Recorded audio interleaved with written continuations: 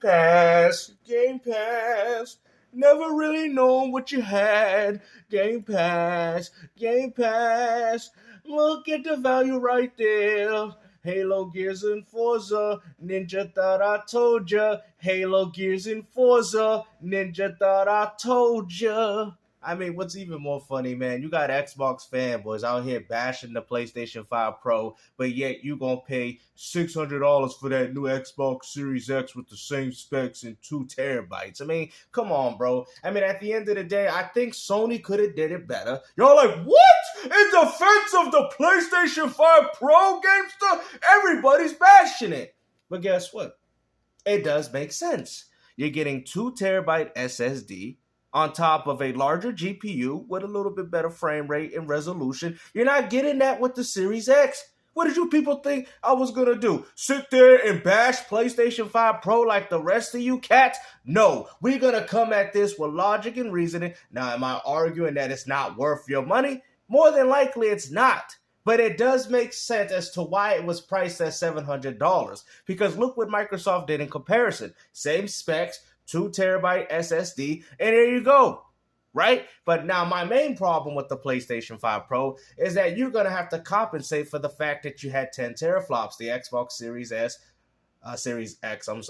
had 12, right? So out of that 10, they're probably going to add an additional 4. So there's really not going to be that much difference between the PS5 Pro and the Xbox Series X. Now, I do believe majority of the PS5 Pro games will run better, slightly, but it's very minuscule. It's very marginally. It's not even worth your money, to be honest with you, especially with the price tag. And I do think a lot of the reasons as to why people are hating the Pro is for the fact that it's priced at $700 and no disk drive. Maybe Sony should have said, you know what, 1 terabyte SSD, and we'll price it for $700, but keep the disk drive. That might have actually worked. It's the SSD, guys, that is causing you guys not to like the PlayStation 5 Pro. Because that's why you guys keep bringing up the fact that there's no disk drive, you know? But what's more funny, that 2 terabyte SSD that Sony added with the PS5 Pro is actually more valuable than the disk drive. Because to be honest with you, these companies don't want you playing your physical games.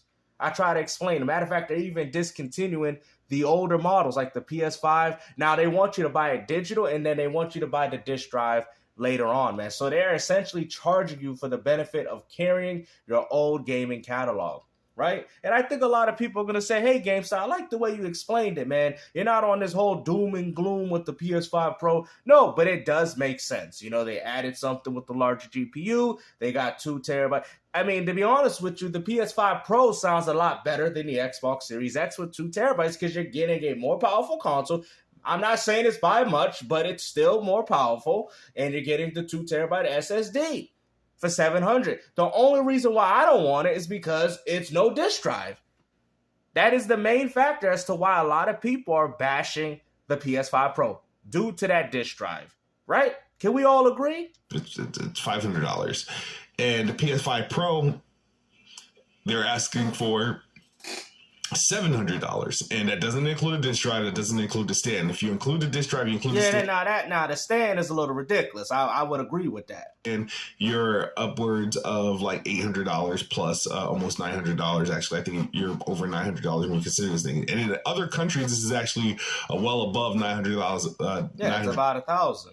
You know, but what's even more funny, he said, well, if Xbox did the same thing, I would have bought it. So that just goes to show you guys that you're a hypocrite. And to be honest with you, I think Microsoft was smart by adding the extra terabyte through the SSD and charging $600. Microsoft probably thought, hey, we could make an extra upgrade, but they probably realized that it's really no point. I mean, a lot of the games are going to run relatively the same. They're being optimized for the lowest common denominator anyway. What is the point of this power?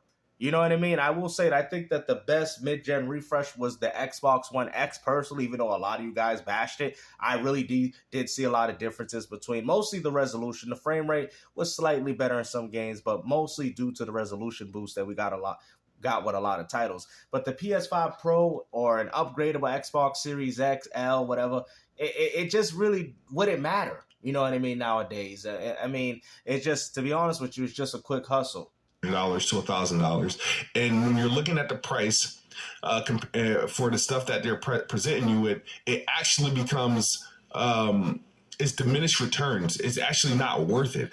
Like at that point, like I'm fine playing the games as they are. Or in that case, when you consider all the games they're showing, they're all available on PC. But I would agree. And also, too, the lackluster library of games is also another reason as to why would people care. Okay, I could run Last of Us Part 2, which happens to be a PS4 game, more optimized. You know, it's like, what is this? The optimized Prime 5? Like, what is this, bro?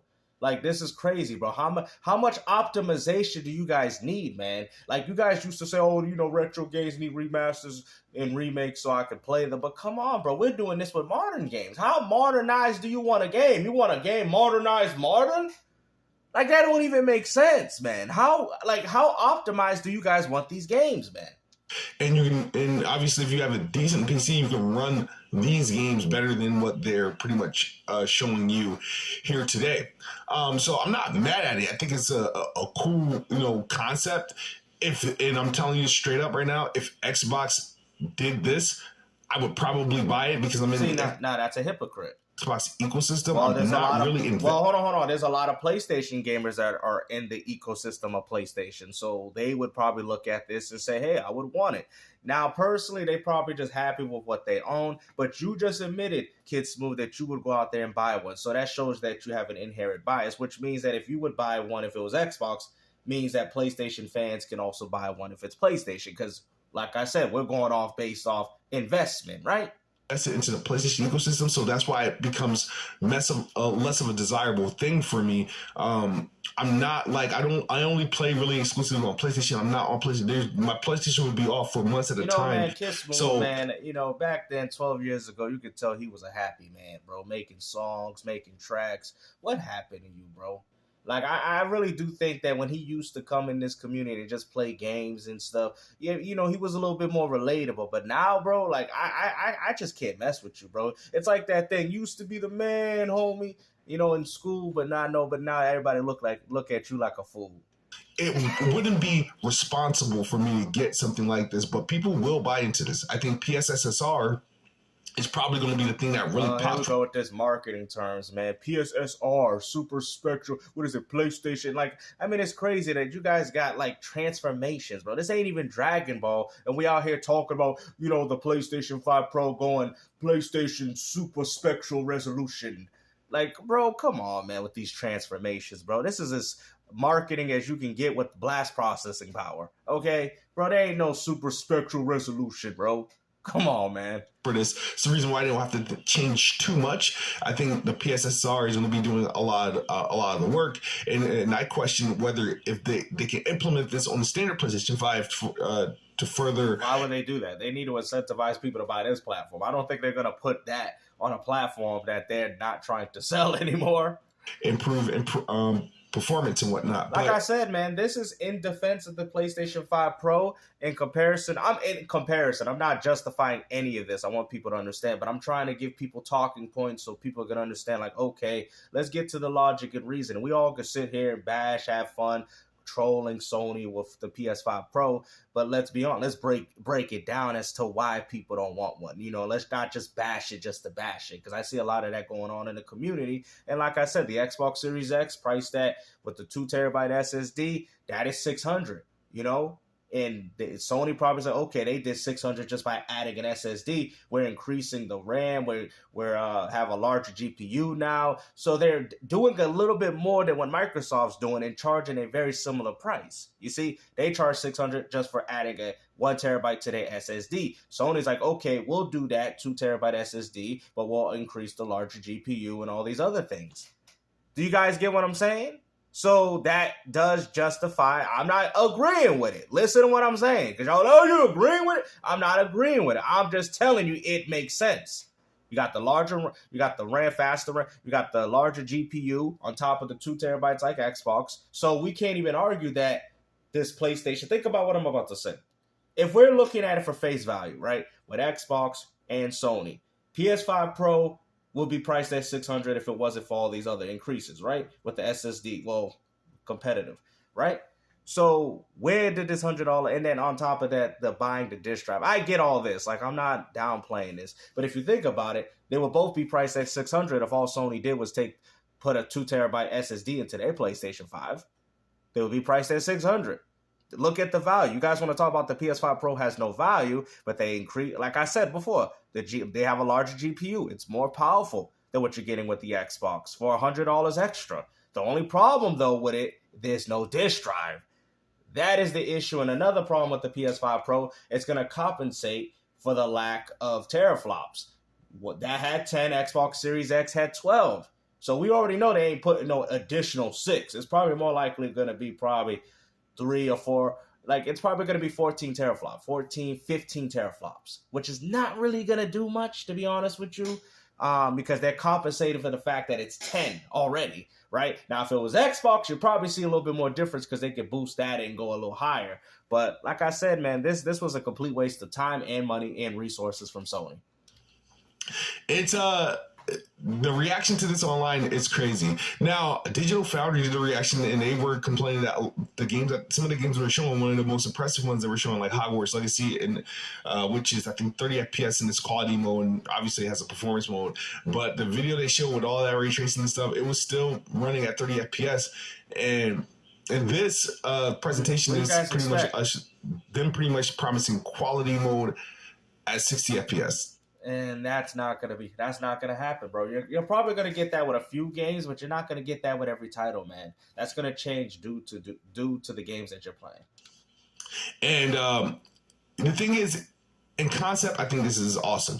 If every developer commits to this, and that's another problem too. Developers have to commit to it. We already know Sony's gonna commit to it with their own games, but who's to say that third-party companies want to do this?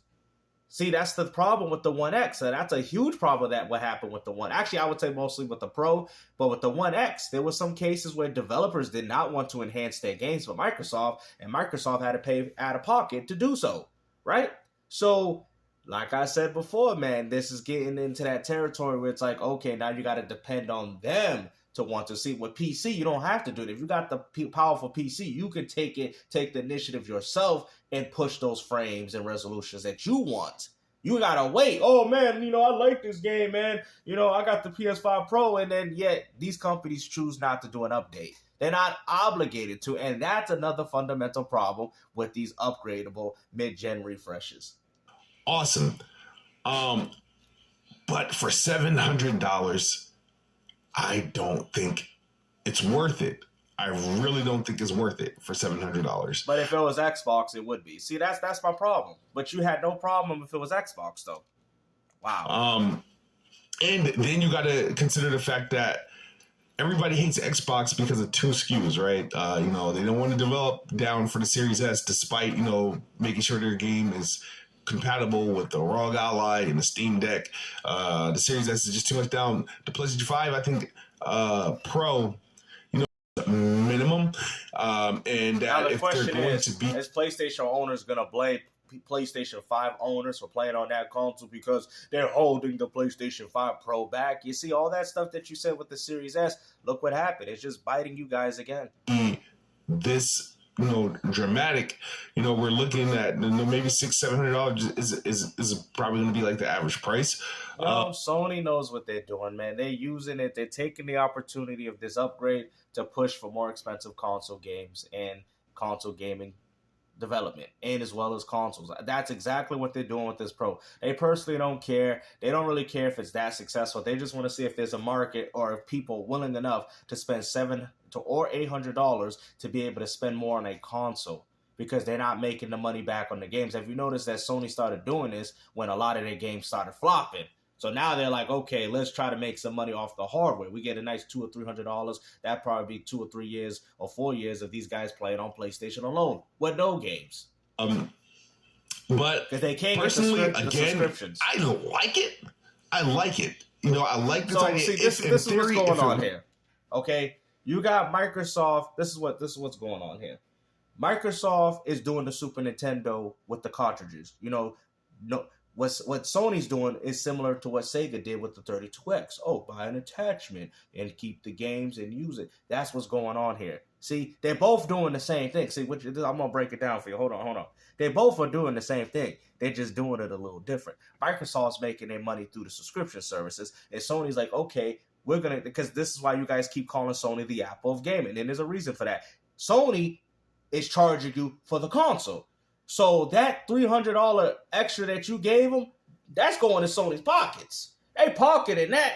They're like, okay, consoles is profitable to us, even if these people don't buy games, because that's like 2 years of Xbox Game Pass Ultimate. We got our dough. We don't care what happens after that. All of this is a pocketing money strategy, bro, because they know that their consoles sell. They're using the Pro. They're going to pocket that $300 or $400 right into their wallet, and there you go. They'll be like, okay, these Sony dudes ain't, and if you buy games, it'd be an incentive. It'll be essentially extra to what you're doing with PlayStation. Microsoft said, no, we know our consoles will sell, but we're going to make our monies up front with the Game Pass Ultimate. They're both doing the same strategy, except Sony's relying on the hardware aspect, and Microsoft is relying on it on software. Now, you get to choose which one sounds better to you, but I'm going to be honest, a company focusing on software more than hardware is more beneficial to a gamer, because I don't care about the hardware. The hardware don't make the gamer, the games do. So I'm going to have to vouch for Microsoft on that. Works if people, if it's going to be supported to the degree that the way that they're promising, then I'm like, good. I would love for all my games to be 60 FPS in this. Oh my God, bro. Bro? Dude. The CPU's the same, bro. Why do you think Sony didn't show the specs, man? I can guarantee you that they're so underwhelming, man. All Sony did was took the same PS5, put it in the same shell, and put a larger GPU. The end. Quality mode. Like, if you're promising that thing, sign me up. Like, if you're a hardcore PlayStation fan, I see why you would do it. For people, not even for a die, bro. Dude, there's people that I've argued in my comment section, man. And they even told me they ain't picking up the PS5 Pro. They see no point in it. You feel me? They see no point in it. Like me, that primary, play on another platform, but have a PlayStation just in case. This is. I'm gonna tell you. I'm gonna compare this. This upgrade that y'all got with the PlayStation 5 Pro, this might be a stretch, but I'm gonna say it anyway, is no different than the Nintendo Switch going to the OLED. That's how embarrassing this is. It's not for me. I don't have enough games I want to see and or to test this on. But I'm not going to front. Like, if this was Xbox doing this thing or delivering like a beefed up Series X that automatically, but the value's got to be there and the game's got to look better. See, that's what you don't understand. When the Xbox One X came out, it was top notch, bro. I'm gonna be honest, the resolution was amazing for a lot of these games, man. It really put to me, that actually felt next gen. The Xbox One and PS4 did not really feel next gen to me. But man, when that One X came out, bro, I was going back enjoying games, man. That's probably one of the best mid-gen refreshes that we've ever experienced in our today's gaming world. But like I said, the Xbox One X was so powerful that Microsoft had to discontinue it so they could put the Series S. That's how powerful that system was. I mean, imagine how powerful a system is that it can even compete similar to the Series S, okay, which is considered next gen according to Microsoft. Come on, bro. Like, I swear, I feel bad for the One X owners. You did have we all had a fun ride. It was fun, but I didn't like the fact that Microsoft single-handedly discontinued it, all in favor for the Series S. We get it that the Series S is better in frame rates and all that, but man, there's a lot of cases that One X can still continue to run a lot of these games that the Series S is getting. It was that type of console. It was a future-proof console, and I respect Microsoft for doing it, but I don't respect Microsoft for shutting it down in favor of the Series S. Now, think about it. Just give you guys a heads up. Xbox already has the ability to do this. They have the technology. There's no need. There's no need. Games, I mean, how optimize you? So you want Microsoft to re-optimize the games that Sony's bro, this is not worth it, bro. Okay? At the end of the day, Microsoft was right by saying we don't need no next generation upgrade. There's no point. Because even when Sony does this, it's probably going to be set at 14 teraflops. Microsoft is still at 12. It's not going to be that much of a difference. So that's what you people don't understand, man. You're going to still have back to what was similar with the PS4 Pro when that came out. Place that does this, so it's very well possible that they can Sony is now becoming I think what they're trying to do is they're trying to get themselves involved in this hardware manufacturing, and like I said, that's good. That's good, but I think this has a lot to do with the fact that Sony's not selling games like they used to. Okay, and this is probably something that they're more comfortable with because their consoles do sell. So, like I said, all in all, good job, Sony. If you can get these type of things to work, sell your products like Apple, and get a lot of money out of it. But we'll see. We'll see how that turns out. But like I said, man, this console should probably be priced at $500. So Sony's really getting a $200 or $300 upcharge fee on all y'all for using outdated PC parts. This is crazy, man. When you start breaking it down and you start realizing, like, yo, Games, you right, man. This PS5 Pro ain't nothing but a scam and a hustle. It really is, though. It really is, man. And this is why PC gamers laugh at y'all. This with their next console or whatever they do. If they did it, sure, I would be ready to jump in. I would still be asking about that price, though. At $700, I don't think I'm ready for it. I'm fine with what games look like today. What people don't understand is a lot of games that are even shown today have PlayStation 4 ports, man. Something that I brought up. Games still want another W, but you PlayStation fanboys want to sit there and act like, well, they 60 FPS. It's next gen. These are like we still haven't left the PS4 and Xbox One behind. Tell them.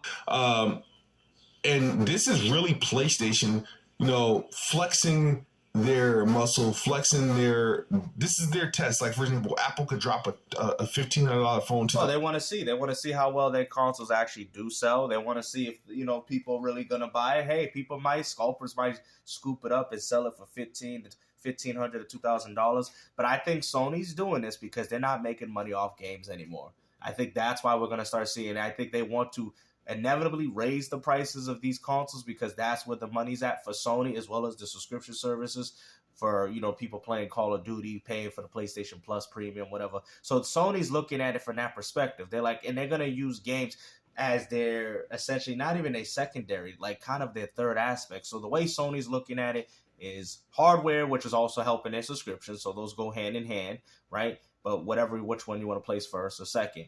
Games is the last of Sony's priority. That's kind of sad when you actually think about it. Microsoft, people say, well, the hardware, but at least the games is Microsoft's first priority. Games. Doesn't matter where they go, but the games. Xbox, PlayStation, PC, Switch, whatever. But Microsoft's main focus is games. That's why they focus on Game Pass Ultimate. So it would be live services subscriptions for Microsoft. That's exactly very important. But then secondary is games. Okay, so it's live services subscription, but their live services subscription is included with the game. So it's right up there with each other. Now with Sony, they want the hardware. They want to make that money up the upcharge with the hardware. I can see that. And Sony wants to push that subscription service. And as long as Call of Duty and all these games still come to PlayStation, people are going to still have a reason to subscribe. Grand Theft Auto 6. So they're going to still get their money regardless. You know what I'm saying? But their own games is the third option. And you see how you got the shirt called Big Three? I'm telling you the Big Three right now. And that Big Three of Sony bringing out their own games like they used to, that is at the bottom, guys. I hate to say it to you guys. I also forgot PC. You know what I'm saying? It's at the bottom, bro. But hopefully you guys enjoyed this video, man. And like I said, take care. Peace out.